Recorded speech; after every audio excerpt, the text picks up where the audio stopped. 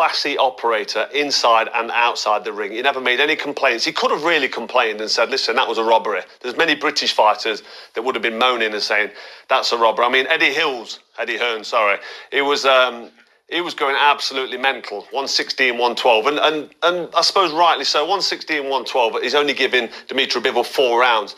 That was a bit of a disgrace. But then again, that just shows the subjective scoring. The rounds that were close in the middle, that ebbed and flowed, it just depends which way you go. Whether they obviously ticked the box for Beterbiev, and they scored him them close rounds, which means that Bivol on one of the scorecards was only 4 rounds a winner, only won 4 rounds, which just sounds ridiculous, because when you watch the fight, it was so close. If anybody should have got the handheld there, it was Bivol. Bivol was, like I've already said, magnanimous in defeat. He took it on the chin. He just oozes class, doesn't he? He just doesn't make any complaints, gets on with it, and I feel a bit sorry for him.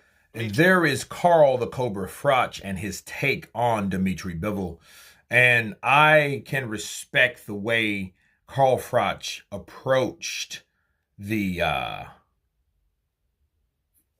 base of the fight, right?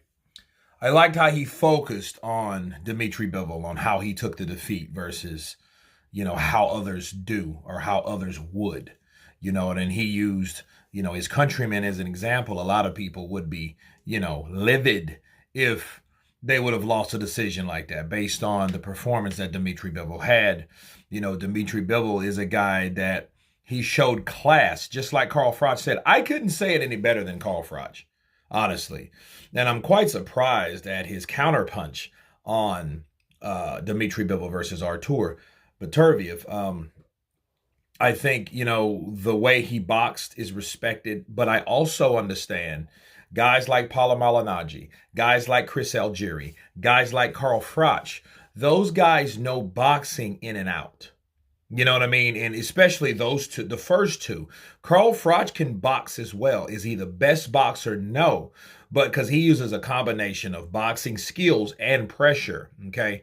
And he's a bit aggressive at times. That's what made Carl the Cobra, okay? But overall, I appreciate how Carl, being a different style than Dmitry Bivol, respected what Dmitry Bivol did.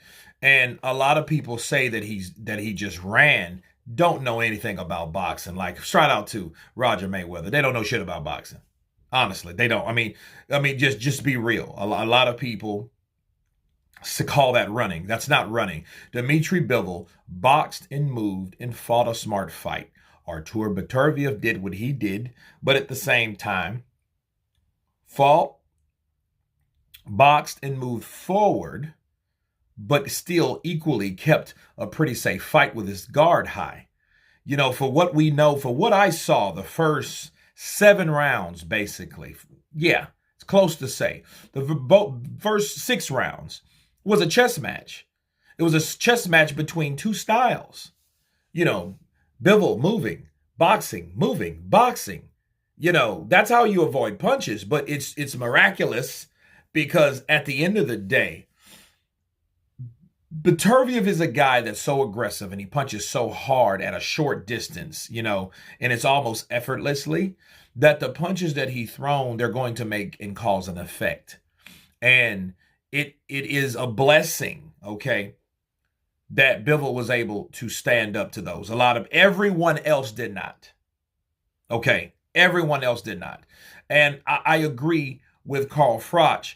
I do feel sorry for Dmitry Bivol. I do, because the way he took it, he was more so sad in the things that he wanted to work on and accomplish. If he would have got the nod, sure, but he's a perfectionist, you can tell.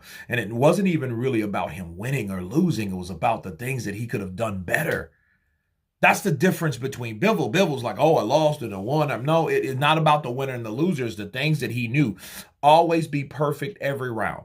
The man's a perfectionist.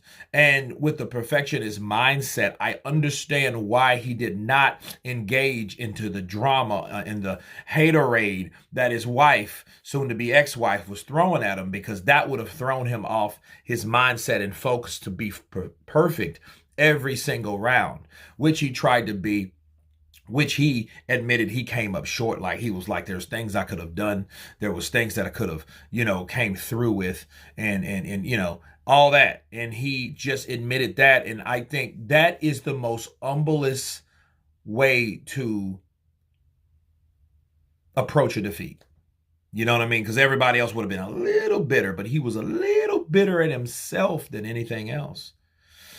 So it tells you something about Dmitry Bivol. It's hard not to like him. And based on people, based on it, and I got to say this while ending this video, I don't believe any of the shit that his wife's saying. I just don't. Because see, at some point, what a person says about a guy or whoever or another person, it's going to come out eventually at some point. You know what I mean? And this would have been a perfect opportunity for Dmitry Bivol to show that side that she says he was, calling them a demon or a devil or an asshole or whatever. All these terms she used to describe this dude, we don't see it at all.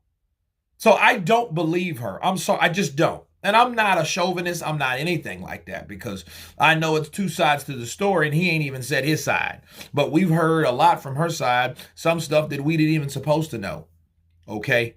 But at the end of the day, this man faced his defeat like a man, a humble man. And I think he will go far in the sport of boxing because he has a lot of fights left. So I'm very intrigued and interested to see what he's going to do with the rest of his career. Maybe a rematch with Artur Beterbiev. Of course, please subscribe. And you guys been Counterpunch. Peace!